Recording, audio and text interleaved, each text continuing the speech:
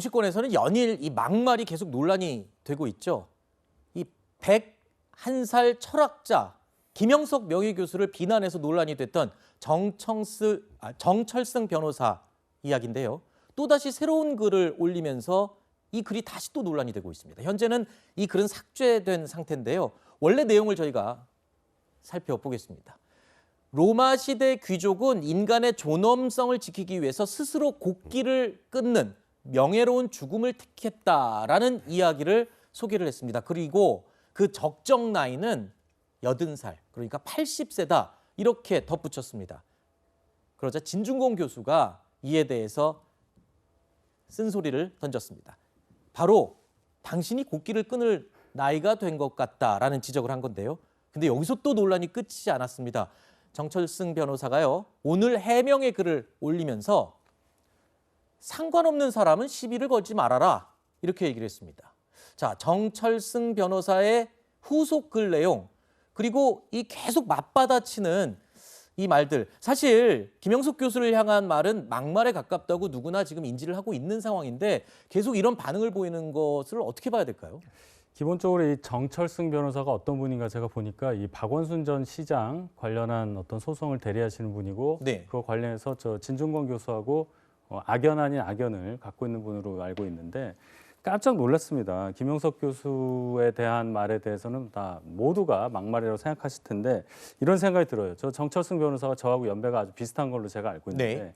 김영석 교수님은 저보다 50년 이상 나이가 많으신 분이다. 과연 얼마나 본인의 생각과 본인이 갖고 있는 신조가 자신 있고 남에 대해서 그렇게 우월감을 갖고 있으면 사회에서 가장 존경받고 국민들로부터 우리 사회에서 가장 석학이다 이렇게 인정되신 분을 향해서 뭐 10년, 20년 차이도 아니고 100살이 넘은 분에게 저런 말을 쓸 수 있는 인격은 도대체 어떤 수준일까 하는 생각이 들고요.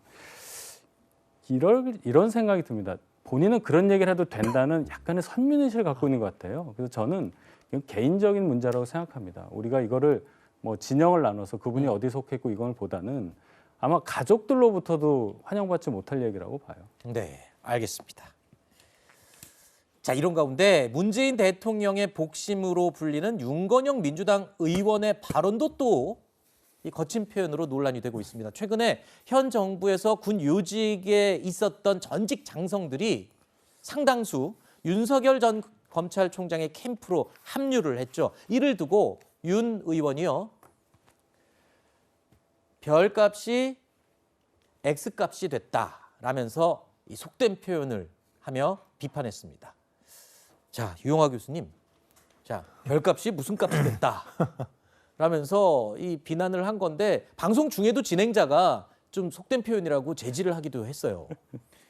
예, 정치인들의 막말 논란이 다시 이제 얘기가 되는 것 같은데요. 네. 아마 저런 발언은 정치인들이, 특히 공적 영역에 있는 정치인들이 해서는 안 되고 주의해야겠죠. 아무리 감정이 격하다 그래도.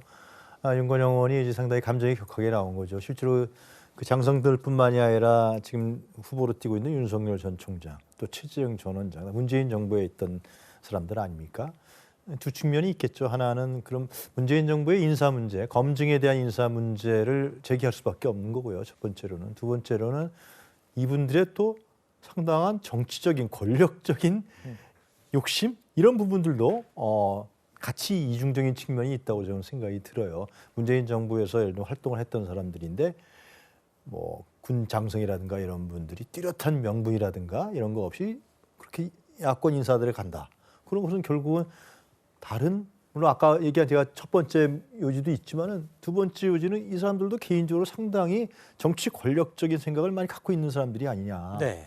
이런 걸 이제 지적하지 않을 수 없는 것이죠. 그러니까 그거를 이제 문재인 정부에서 인사를 할 때 철저하게 검증하고 했어야 되는데 네. 거기에 대한 일차적인 책임은 질 수밖에 없는 것인데 네. 그러나 개인을 봤을 때는 이분들도 결국은 자기의 개인적인 그런 정치적인 이런 부분들로 상당히 강했던 사람들이 아니냐. 네. 그리고 그렇게 된 거 아니냐. 뭐 개인들이 정치적인 선택을 하는 게 문제가 된다라고 볼 수는 없는 것 같은데. 아니, 제 얘기는 네. 문재인 정부에서 문재인 정부에서 예를 들면 박근혜 정부에서 알겠습니다. 박근혜는 똑같은 거예요. 박근혜 정부에서 요직을 차지했던 사람이 민주당이 그 당시 문재인 후보의 캠프에 갔다. 그럼 똑같은 케이스가 되는 거죠. 네. 거기서는 혜택을 받고 네. 거기서는 인사를 받은 거 아니에요? 알겠습니다. 그런데 똑같이 그렇게 한다라는 것은 그 개인적인 정치적인 경향성이 네. 개인적인 정치적 권력적 경향성이 네. 굉장히 강한 거 아니냐 이렇게 비판을 할 수밖에 없는 거죠. 네, 제가 질문을 드렸던 요지 중에 알고 싶었던 얘기 중에 하나는 이겁니다.